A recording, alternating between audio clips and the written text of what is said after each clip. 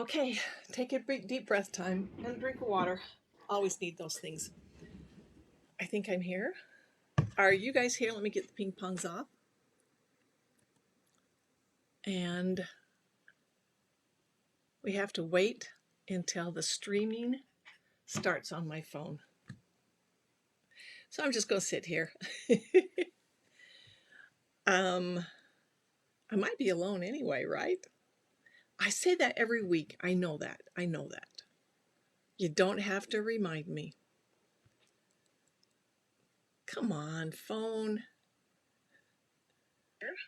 Oh, whoops. Whoops. You don't have to remind me. Yep, you have to remind me about some things, though. Let me take a second here. Okay, I am now here. Come on, please. Play nice.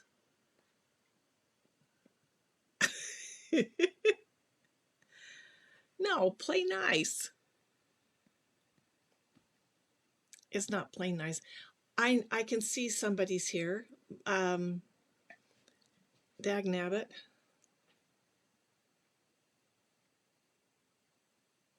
Okay. I like to be in control of my life. I don't like to be helter-skelter, and that's kind of what I am most of the time. At least I don't like to be. Okay, looks like we have Barbara from Wisconsin and Lynn from Louisiana, or is it LA? I think it's Louisiana.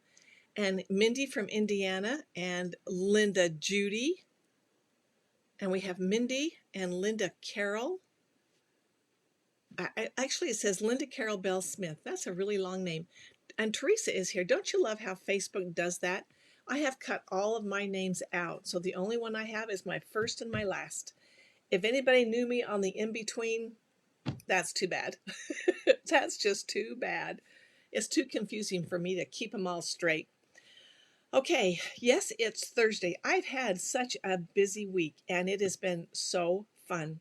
I have been digging through all of my samples because I'm either going to give them to a thrift store, throw them away, give them away, or sell them because I have 7 big Rubbermaid tubs of samples and a lot of bags and some bags that I made 9 years ago. I've still got them. Okay, and I'm going to get rid of them. So if anybody's interested, let me know. So Linda said she's from Louisiana. I knew that. And Sandy is here. Wow, wow, wow. Okay, well, I have a fun fact for the day. Are you ready? I've spent a little time with my ladies this morning. I have to. Do you know it's been so cold here? Like, I think we got down into the 30s last night, and that is cold. Barbara said she has her own tubs. Thank you. You know, I don't mind keeping quilts around, but I like to make bags. I just don't want them. I just like to make them. So I have a lot of bags. And now what do I do with them, huh? They should go in my museum. Well, years ago, I did a lot of toll painting also. And my goal was to keep one of everything and then sell the rest. Well, it got to where I just had too much of one of stuff and I just could not keep it all. And it was wood. So I had wood stacked up to the rafters, right? And I delivered in Salt Lake. I did a lot of bears. They were so cute. If anybody knows who Debbie Mitchell is, she did a lot of toll painting also. And I took classes from her. I loved her stuff. And she did a lot of bears. And I'm reading your comments, and so I have to laugh.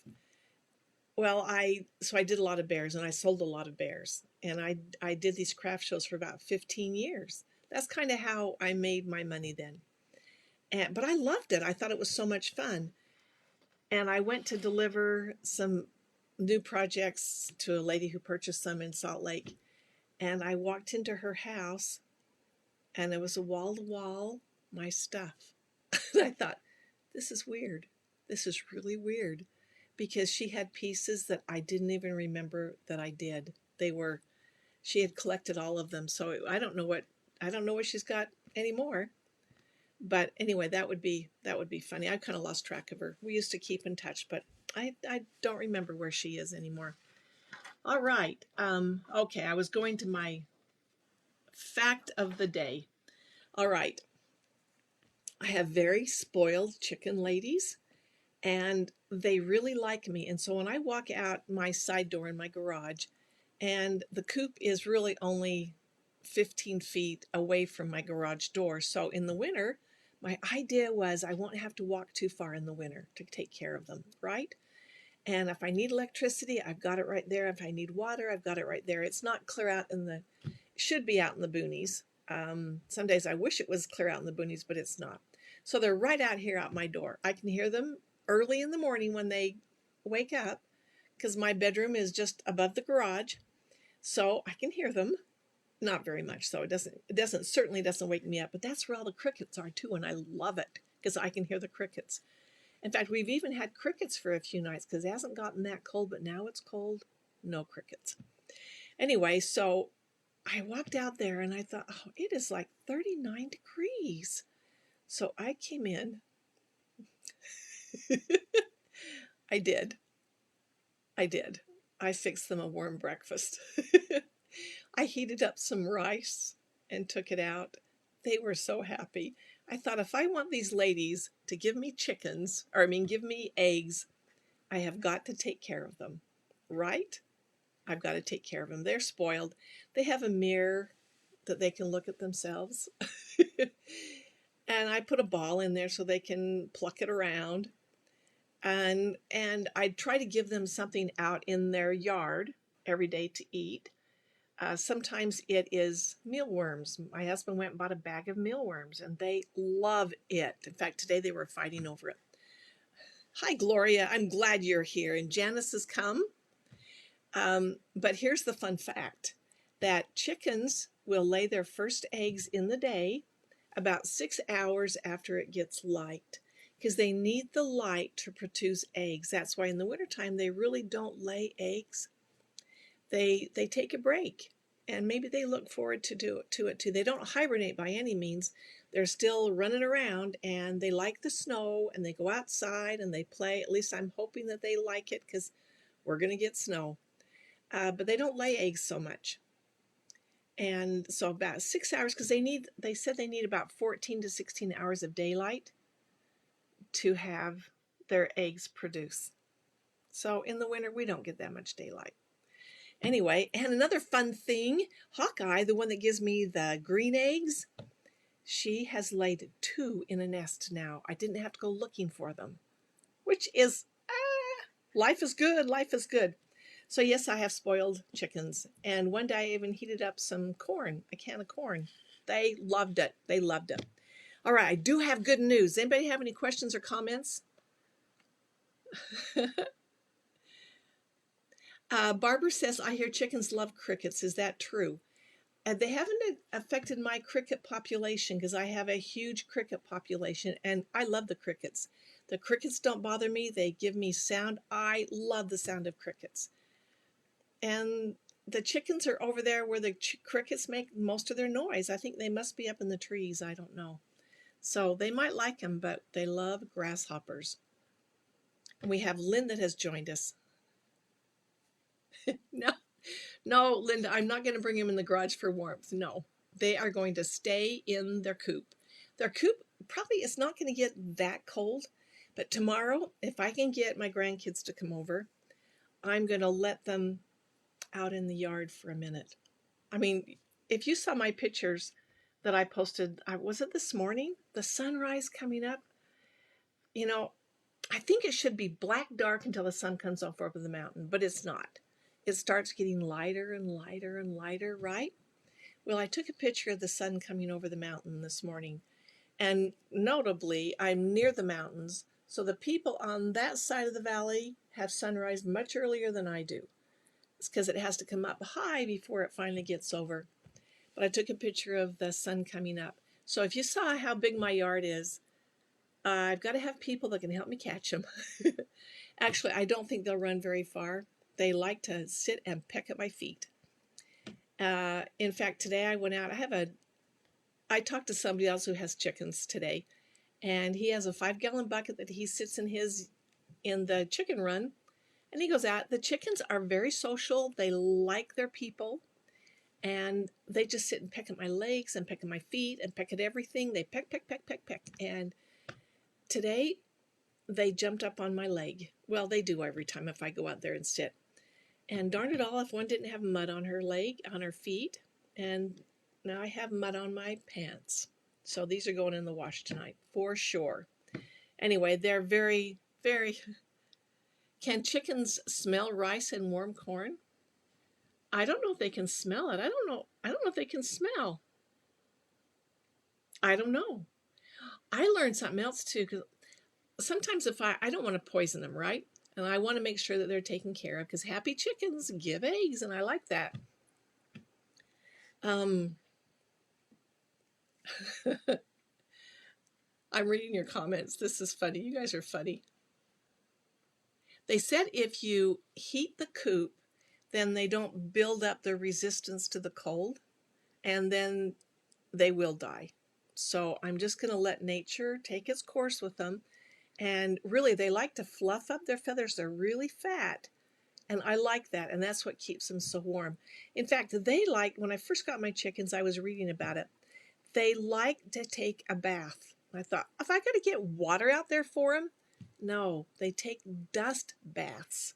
If you've ever seen a chicken take a bath, they dig down in the dirt and they waller down into it like a pig, right? And then they flip the dirt up on themselves, and then they get it in between their feathers, and it kills the mites that might grow in there. But that's how they clean. Is that weird? That's how the chickens clean. Yeah, Gloria said it's funny to watch. Yeah. Oh, enough about the chickens, right? Because that's not all I talk about. But you know what? Sometimes in the day, like my husband leaves for work, and if I have a busy day in my studio, I don't see or talk to anybody but the ladies. And there are some days that's my only company is the ladies.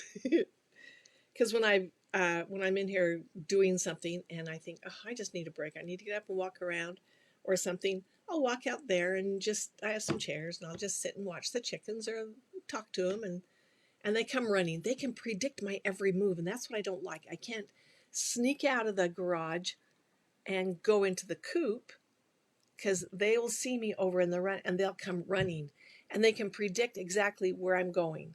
And so they're right there. I'm thinking, oh, you smart little chickies. Oh, well, I have some good news. I have a brand new class on the website. If you have a Brother or a Baby Lock, any sewing machine from the Jubilant in Baby Lock clear up to the Solaris, if you have anything, if you have a Presto, if you have Soprano, I'm trying to remember all the names of the machines. Even if you have a Rachel, an older one, a Crescendo, a Ballad, a Chorus, an Altair, if you have any of the Baby Lock sewing machines or the comparable Brother, I just put a new class out there that's called Sewing with Baby Lock. And I go through every single button or thing that machine will do in the sewing side. We're going to do the embroidery too, but right now it's the sewing side. If you want to learn about your machine, if you want to learn everything it will do, if you want to learn about the feet that it came with, if you want to learn whatever, go there, take that class. I tell you, it's really good, and it's a long class. Those kind of classes are always kind of long. And I've even got some new things I'm going to be doing. We're going to be doing more IQ Designer classes coming up, and I think you'll really enjoy those. But right now, I just want to get the sewing out of the way, because some people have these embroidery machines, and they don't even sew with it. If you knew the wonderful things the Destiny will do sewing, it does great embroidery too, but if you knew what it does in the sewing side, or the Solaris in the sewing side, you would never have to get that other machine out. Although it's nice to have two, right? because then we can sew and embroider at the same time. But I tell you that the sewing is just amazing, especially when you've got the camera to work with and the projector to work with and the guide beam. There are so many features that that has, or the pivoting feature. It's amazing. So use your machines. Love them. My whole goal in life is that you will love your machine and that you'll know how to use it. All right? That's why I post those tips every morning. So if you took every single tip that I've ever posted and put them all in one video, you still wouldn't have everything you'd have in that class. All right? I try to give you tidbits there, but I show you more the wow and not the how. In the class, I'm going to show you the how of making your machine do exactly what you want it to do. Okay? All right, it's on the website.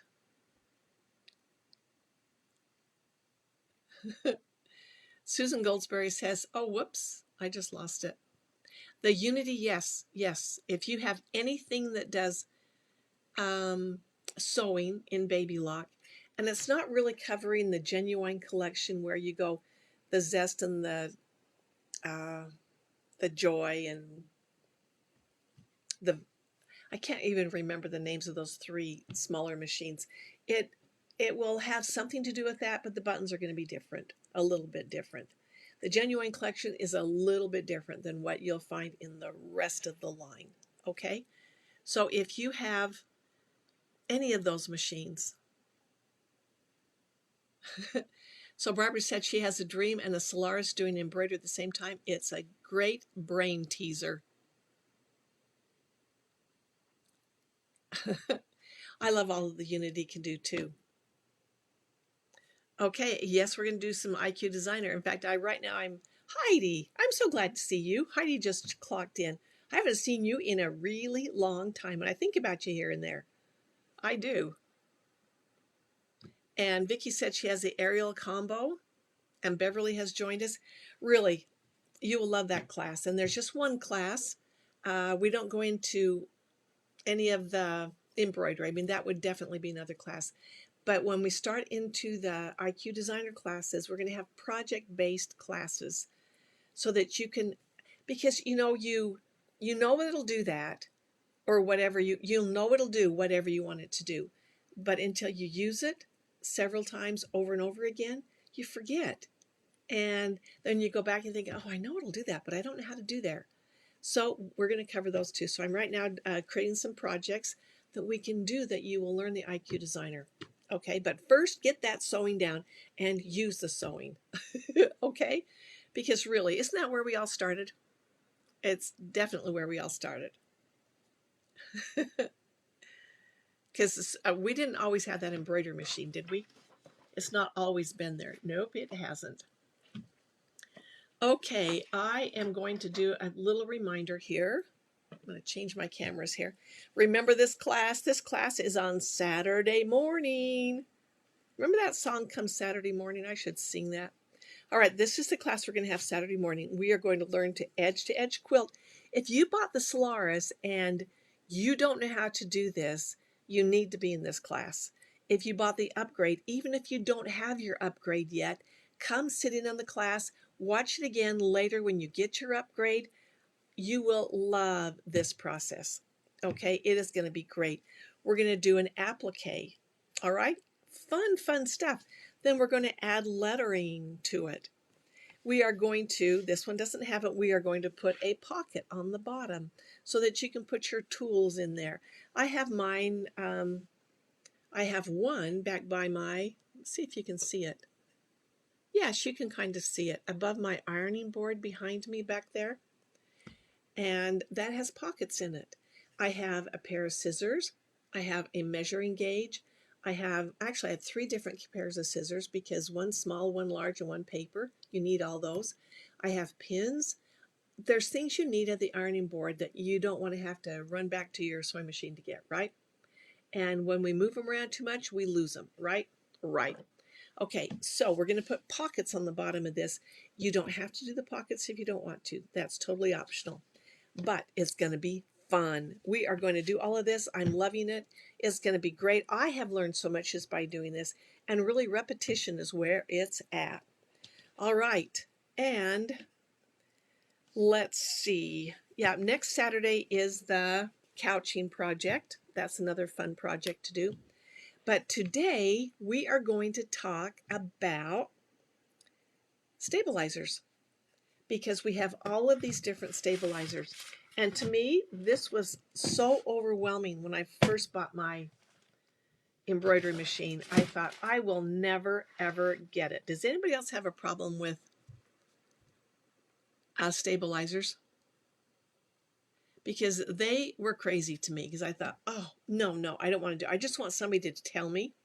So before I even introduce and talk about the stabilizers, I'm going to show you that somebody can tell you. Does anybody have this already? Because I am going to briefly talk about this today. This is made by Dime. I actually met her. She's really a delightful lady. But what this does is you can plug in here what fabric you're going to use. And so you'll turn this dial. And if you are going to be doing, there's denim. This tells you what stabilizers to use, what needles to use, and what comments that she has about it. All right? And there are two sides to it. So if you don't have this, then you may want to get it. It's really helpful. I keep this by my ironing board. I hang it on the wall so I don't lose it because I lose things really easy. That's why I have to have 5 of them, but I only have 1 of this. So this is really helpful because I always think, well, I don't know what kind of needle to use. What stabilizers do I use? All right, this is really great. See, she has comments down here. She'll tell you all about what you need to do with that one. Like if you're sewing on socks. Okay, so I was pulling out all my samples. Remember I told you I pulled them out of that loft up here? To think I could fit 7 big tubs up there is amazing. Now, and it's not even empty. I've got the tubs down, but it's not even empty. And I found a pair of socks that I put right and left on. Silly, huh? But I did. You can sew on socks. Yes, you can. And it talks about metallic thread embroidery. That is a question a lot of people have a question on, is metallic thread, because it can break. And it really depends on how you spool it off. Let's see what she says. Oh, okay. And she tells you to use that Fuso Soft on the back when you're doing a t-shirt. I mean, little tips like that. This is really great. I wish I had these. I wish I could sell it to you, but I can't. All right, when I do a project, very often, depending on the project, I will iron Shape Flex to the back of my project. And that's what this is. I buy it by the bolt. And sometimes Joann's will have it, the 60% off. You can buy a bolt that way. I just get mine online. I buy it that way, but I use this all the time for so many things. And in all my bag making, I use the Shape Flex a lot. All right, let's talk about stabilizers. Does anybody have any questions or comments? I would really like it if you have comments on stabilizer, put it in the chat, because I don't know everything there is to know about stabilizer, and maybe the things that I do with it are different than what you do with it. Okay, I just know that to me it was the most confusing thing ever in the world. And I thought, well, now I bought this expensive machine. Now I've got to buy all this stabilizer. Yeah, you kind of do. You kind of do. All right, so this one right here is a wash away, a dissolve away stabilizer. So sometimes this is how I store mine. I take the tag off the outside and I put it in the tube. That way I'll always know what this is. I have gotten some tubes out of my stash and thought, oh, is this a tear away, a wash away? What is it? And if I've lost the wrapper, then I find that I'm doing this, or I'm tearing it, or I'm cutting it, or sometimes I'll have to lick it or moisten it to see if it's a wash away. If you keep that label right there, you're never going to have to worry. All right, good idea. All right, so this is a wash away. I really like that one. This is one that I use most often. This is a no-show mesh. I really like this one. You can get these in cutaway, tear away, and I believe sticky back. I don't know. Different manufacturers, you're going to have different kinds. All right, and here is one of my favorite. This is a sticky back. And what I mean by sticky back, the front is actually sticky. But you will hoop this up. You know, you'll cut off how much you need. You'll hoop this up, and then you will draw with a pin, is what I do. I trace around the hoop to peel the paper back, and I do an X in the center, and then it easily pulls back from the center X. And then this is really sticky. So if I'm doing something that I can't hoop, but yet I don't want it to move, this sticky back is wonderful. I know that sometimes when I'm desperate, I will just spray a little bit of the 505 spray. But then when I do that, my hoops get dirty, and I don't like that. I'll get residue on my hoops. I don't like that at all. But so I really like this sticky back stuff. But it is a little bit pricey, and especially if you want to get a bigger one. This is a medium tearaway self-adhesive, and I really like the adhesive ones. You don't want to use it every time. This one right here, different manufacturer, and this is a cutaway. And so this one, I would put it on my projects, and you can leave this in your project. If you're doing, you don't really want to leave a heavy-duty stabilizer if you're doing a quilt and all the blocks, because that would make it just way too thick. You don't want that. But there are times where you do want to leave the stabilizer in the project. But that's another thing where you have to say, now, how do I want this to finish out? All right, so this one right here, this is my topping Hydro Melt. There it is right there. It's called Hydro Melt. And the nice thing is going to tell me right here what I'm going to use this for. And this is it's a dissolve away. So if I were doing like a towel, and when my kids turn 8, I sew them a towel. I embroider their names on a towel. And this is nice to put on top. This is a topper. It's not to go underneath. It's a topper. But that's what I would use to put over the terry cloth so that it doesn't, for a couple of reasons. Then my embroidery foot doesn't catch on the terry cloth as it's sewing, but also so my stitches don't sink into the terry cloth and disappear. And you can use this on a lot of other things where you think your stitches are going to disappear, but this will get brittle. So I keep mine, and I've had this tube for probably 4 years, and you can see that it's still really pliable. And that's because I keep it in this plastic bag. All right, we've talked a lot about stabilizers. Any questions? Anything that you can, put your ideas out here.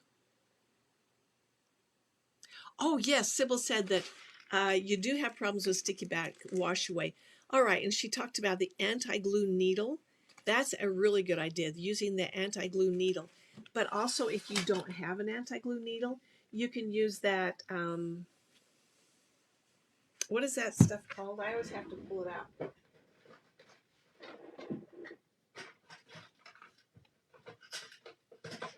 Maybe you guys have the name for it faster than I can pull it out. Oh, here it is. It was buried. My sewer's aid. I will put sewer's aid on my needle, and that really helps out. Someone says, I use heavyweight cutaway for hoodies. Oh, that's a great idea. Oh, definitely, Mindy. If you're using 505 spray, definitely spray away from your embroidery machine. In fact, I go in another room. I don't even spray in the vicinity of my machine. I walk outside the door, because I do not want to get this on it. If you're also having trouble with your thread breaking a lot, put some sewer's aid on it, and maybe you want to know how I mean by that. All right, so if this were my thread, and it is my thread, how about that? Funny. I know I'm a real jokester today. All right, then, and this leaks, by the way, so I have to make sure it's standing up wherever I put it. If I have thread that is breaking, I will put, just like I will put a few stripes on my thread. There, I've got 4 on there. I just let that soak in for a minute, and it will coat all of the thread. It's really amazing. It really is. And then it does not leave a residue on your fabric at all, so don't even worry about that. But I also will take a little bit on my finger and run it on the needle. If I'm using a lot of sticky back stuff, if I'm using a lot of applique, heat and bond, I mean, it just gums it up. You don't want that. Or even a lot of glue stick. No matter what you use, you've got to make sure that you just keep it taken care of. All right, there are some times where you will hoop the stabilizer all by itself, and then you will layer things onto it. And that's a great way to do it. If you're doing a lot of applique, that's how you're normally going to do it. You will just, I don't want to use that one, definitely. Then you will just hoop your stabilizer, and then you'll usually have a placement line, and then you'll lay down your fabric, and then you'll do another line, and you'll trim around it. Oftentimes that's how it's done. So that's a great way to do it. There are other times when you've got your project and you're stitching along, and maybe you find that it's getting all gummed up, or well, it's bunching up. You just need more stabilizer on it. Sometimes I use 2 layers of stabilizer. There are other times where I float the stabilizer underneath the hoop, and it's not hooped into it, it's just underneath on the back, so it's getting caught in the stitch. And it might be that I will turn this over and tape, use the paper tape, and just tape on the corners so that it's underneath there, so it's floating on bottom. There are times when I don't even tape it. I just put it underneath there and it catches on, and it's really good that way. That's the exception, though. I don't always do it that way. Let's see, is there anything else we can talk about stabilizers? What advice do you all have? Linda, can Sewer's Aid be used on metallic threads that break often? You can use Sewer's Aid on anything. It might help your metallics. I don't do a lot of metallic sewing. I should.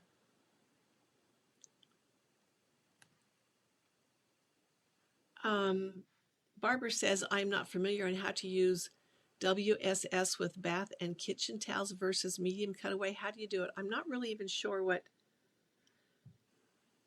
the acronym is. WSS? Wash away stabilizer. Hi, Gayla. How are you? You okay?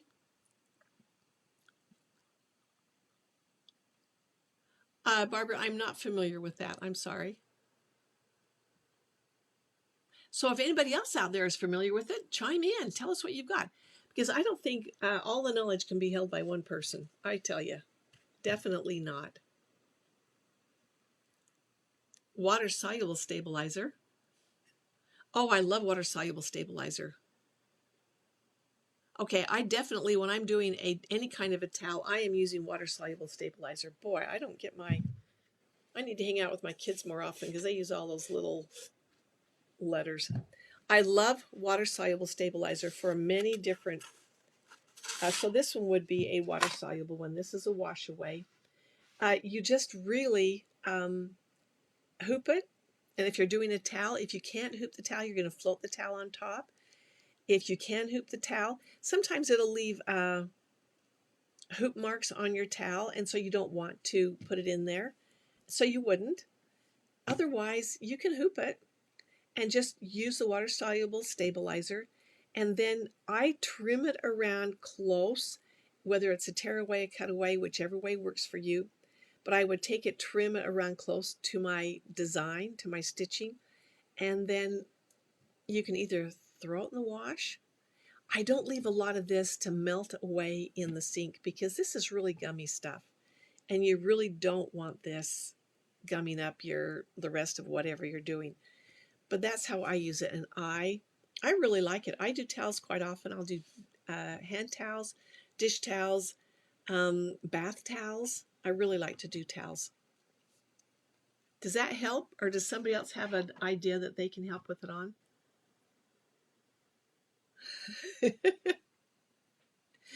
Gayla says she's doing great. Hey, honey, and she's from the South. She's from Shreveport. So she's got that cute little accent. She's got stories. Gayla has stories. Gayla is so funny. Can I tell you one? Can I tell you one of Gayla's stories? Gayla, can I tell one of your stories that you told me? I don't think they're secrets. She had her shop was near the railroad tracks or around a bend or something where the train would bend around. And so she said sometimes her customers would just throw their project off the train and she'd have to go out and gather and find them. Did I get that right, Gayla? Gayla is so funny. She is just a character. I really adore Gayla. Okay, where did I get this one from? All right, I want to talk about your embroidery machine now.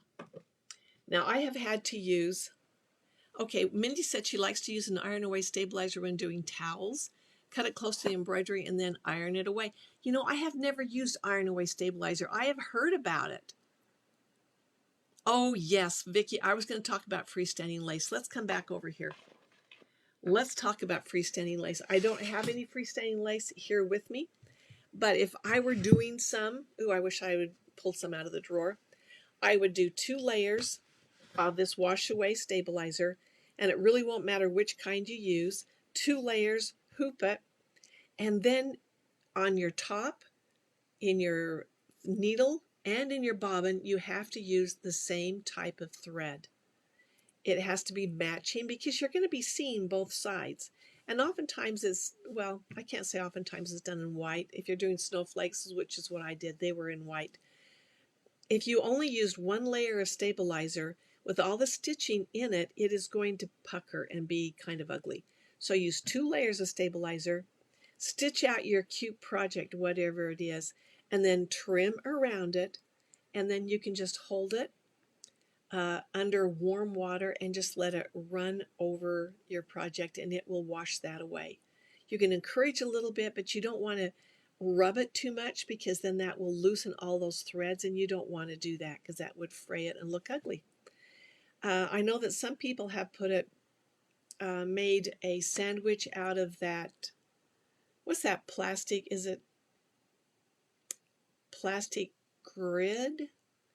Come on, somebody knows the name of that. What's that called? That plastic, I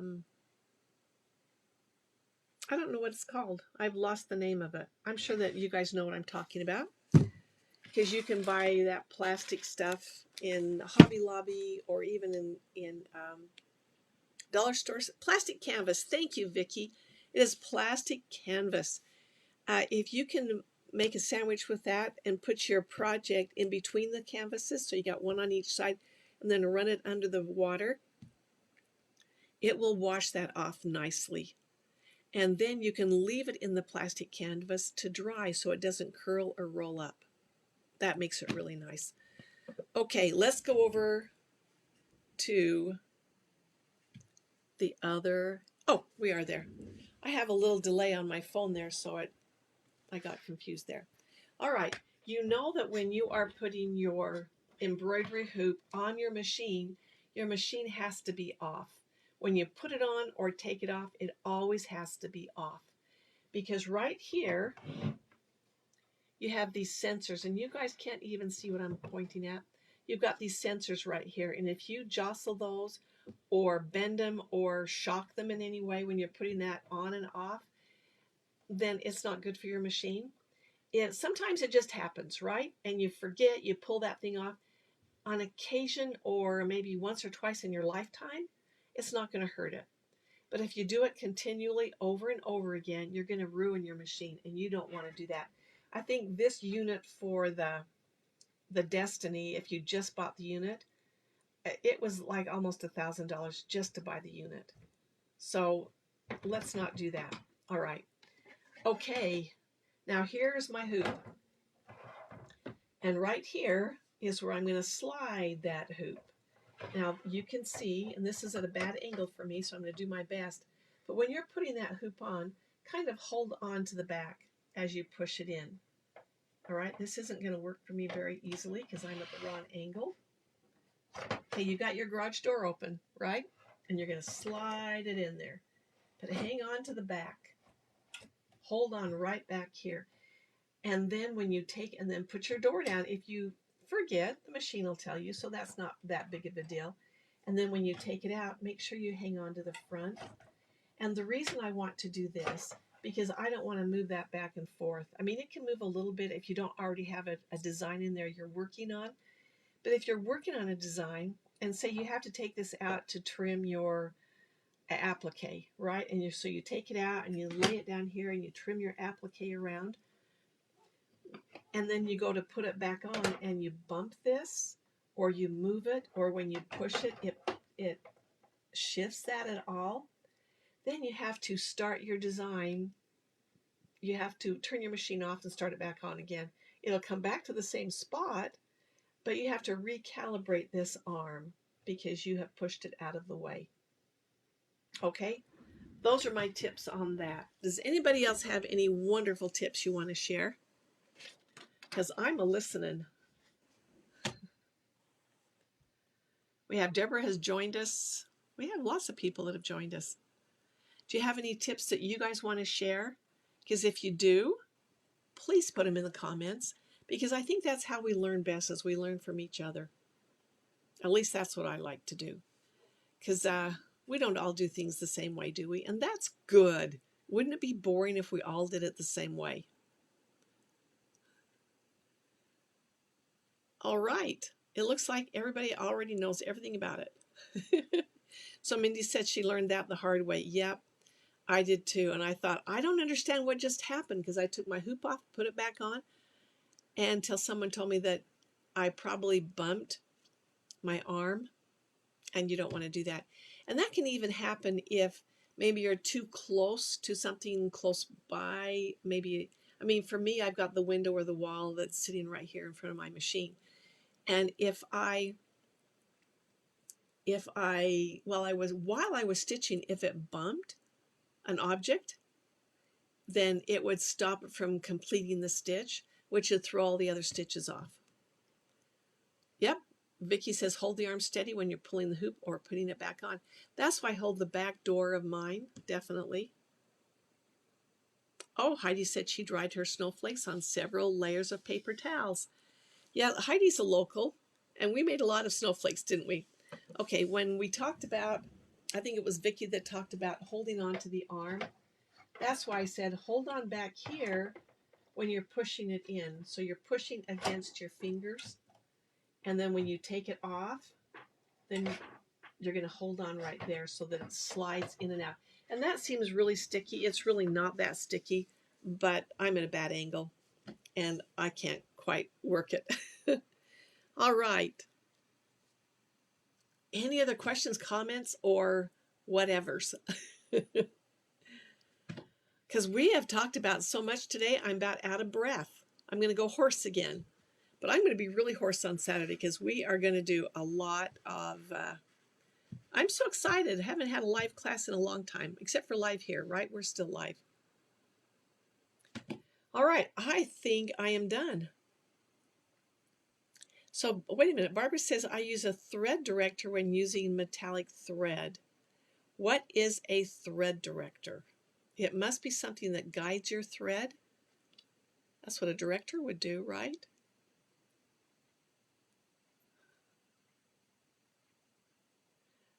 Vicki, did I say the same thing? Did I say the same thing you said? Or did you have something different? It says hold the arm steady when pulling the hoop out or putting it back. Yep. It's a thread stand. Okay. Some threads, like to spool off going up. Some like to spool off this way. Some like to spool off this way. And I know you can get different thread stands that do that, especially the one, I think the metallic really prefers coming off sideways rather than this way. or this way. So I know that you can purchase those for your machine. I could be wrong on the direction. Um, but different threads like different directions for sure. And metallic is really kind of a crazy thread. I haven't used a lot of metallic, so I'm not really well versed in it. But maybe I should. Maybe I should. Okay, Barbara, I will Google thread director and I'm going to see. I use the thread stand too, Vicki. Yeah, both procedures do the same thing, Vicki. Holding on to the little garage as you put it in and out, you bet that's the same thing.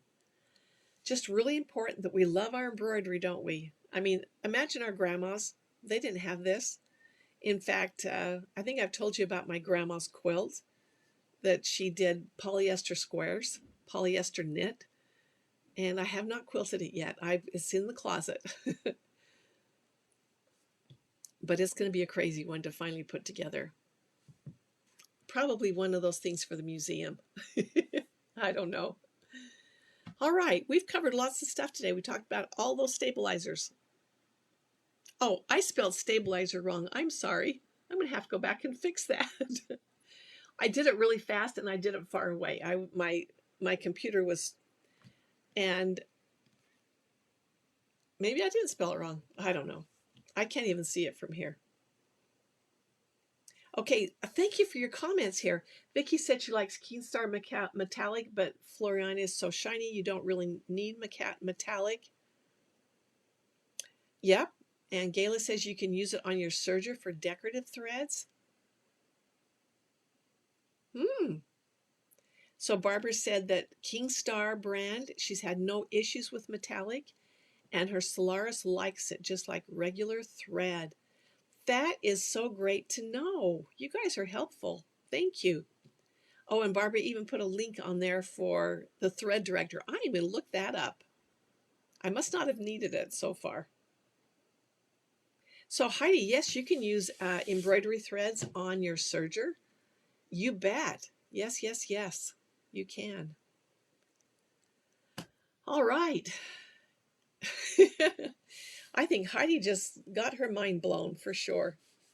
All right, it looks like next Thursday is Project on the Tens and Buddy Chat.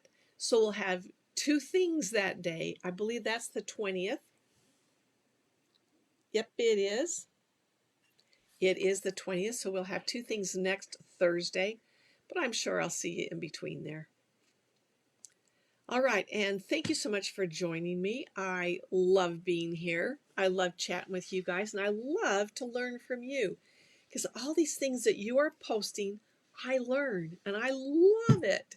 We don't all do the same things. No reason why we can't help each other. Okay, everybody, time to take a deep breath and smile. Remember how many muscles? No, I don't know how many muscles. How many times a day should women smile? Over 64. Let's see if we can rival those babies who smile 200 times a day. We can definitely beat the men because they only smile 8 times. Oh, Sybil, you're angry at me again. Oh, you guys are funny. You guys are funny. All right, I guess I guess it's over and out time. Time to hit the road and never come back. No, we'll be back. We'll be back. All right, you guys have a great weekend and smile a lot. Do you know, we talked about how when you smile, even if you don't feel like smiling, if you smile and you smile at somebody else, you're going to make them feel better. And the chemicals in your brain are going to be happier no matter what you do. If you're feeling grumpy, the best thing to do is smile. Even if you have to go in the closet and smile, just go in the closet and smile, okay? So we're all going to go in the closet, right? No, we all need to smile. Okay, you ready? Smile all weekend, and I want to hear all about it next week. All right? All right, thank you everyone for joining me. I will see you later. I'll see you in the morning for another machine tip. Okay? Bye-bye.